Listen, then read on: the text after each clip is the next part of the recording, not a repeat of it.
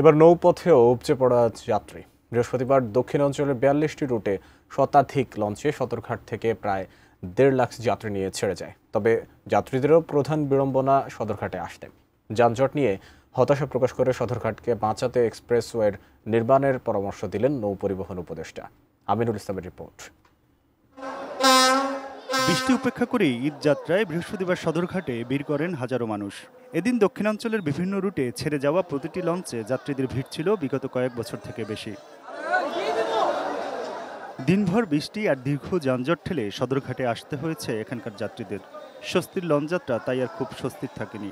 আমি বরিশাল, লঞ্চ পাই নাই, এই যে লঞ্চে ওঠার মতো সিঁড়ি নাই, যেমন সিঁড়ি পুরা বুকিং হয়ে গেছে। আমরা আইসি এই চান্দুরা থেকে, এই যে 1টা বাজে রওনা দিছে, এই মাত্র বুঝছি অনেক কষ্ট হইতেছে বাচ্চাকে নিয়ে। এখন দাঁড়াই রয়েছে, আবার লঞ্চ আসবে তারপর উঠবো। আইসি আমি কেরানীগঞ্জের থেকে বহুত কষ্ট করে আইছি, তো দেশে যেতে হচ্ছে, আমার ছেলের দলে ঈদ করবো, এই আর কি বহুত ঝামেলা কষ্ট হয়েছে আর কি। আমি সাভার 20 মাইল থেকে আসতে পারে আমার 3 ঘন্টা থেকে 3.5 ঘন্টা সময় লাগছে। যে আমি ঈদের সময় লঞ্চে যাই আর কি, টিকিট পাওয়া যায় না, জন্য লঞ্চে যাই ঈদের সময়। মোহাম্মদপুর থেকে আসছি আমি সদরঘাটে। আজকে যেই পরিমাণ ভিড় দেখতেছি আগে কখনো দেখি না এরকম, অতিরিক্ত চাপ পড়তেছে, মানুষের জায়গা পায় না লঞ্চে। একদিকে লঞ্চের ডেকে গাদাগাদি, অন্যদিকে ব্যবসা গরমে অতিষ্ঠ।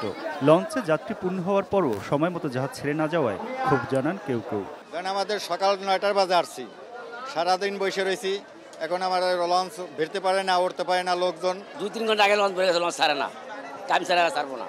কেবিনের যাত্রীজন লেট হইতেছে, তারা অনেক লেট করে বাইরে বাসা থেকে এবং রাস্তায় জ্যামে আটকে থাকে।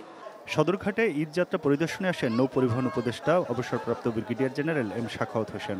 এ সময় যানজট নিয়ে হতাশা প্রকাশ করেন তিনি। কালার এক্সপার্ট, জর্জ স্যাপ এবং মাইল্ড অন হ্যান্ডস টেকনোলজি সমৃদ্ধ অরিক্স ক্রিস্টাল ওয়াশ আপনার লন্ড্রি এক্সপার্ট। আশা একটা সবথেকে বড় সমস্যা। এটা গতবার আমরা চেষ্টা করেছি আমাদের পুলিশ দিয়ে, অনেকখানি করতে পেরেছে, কিন্তু সম্ভাবনা নাই। এটা যদি সিটি কর্পোরেশন দিয়ে এখানে সদরঘাটে ট্র্যাডিশনালি তারা লঞ্চ ঘাট রাখতে চায়, তাহলে তাদেরকে এই রাস্তা ব্যবস্থা ঠিক করতে হবে, ফ্রিওয়ে তৈরি করেন, এক্সপ্রেসওয়ে তৈরি করেন, অন্তত ধোলাই খাল থেকে যারা লঞ্চে যাবে তারা যেন ফ্রিলি অ্যাক্সেস করতে পারে। এখন আমি রাস্তা দিয়ে আসলাম, হাজার হাজার লোক হেঁটে আসতেছে। ঈদের শেষ সময়ের যাত্রায় বৃহস্পতিবার সদরঘাট অনেকদিন পরে যেন সেই চেনা রূপ ফিরে পায়। অনেক বছর পরে সদরঘাটে এই উপচে পড়া ভিড়, এই ভিড়ে ভিড়তে তাদেরকে যানজট পোহাতে হয়েছে বেশ। সেই যানজট পার হয়ে সদরঘাটে পৌঁছে ভিড় ঠেলে লঞ্চে একটু জায়গা করে নিতেও দক্ষিণাঞ্চলের মানুষের আপত্তি নেই তার প্রিয়জনদের মানুষের সাথে ঈদের আনন্দ ভাগাভাগি করতে। সদরঘাট থেকে আমিনুল ইসলাম, এটিএন নিউজ, ঢাকা।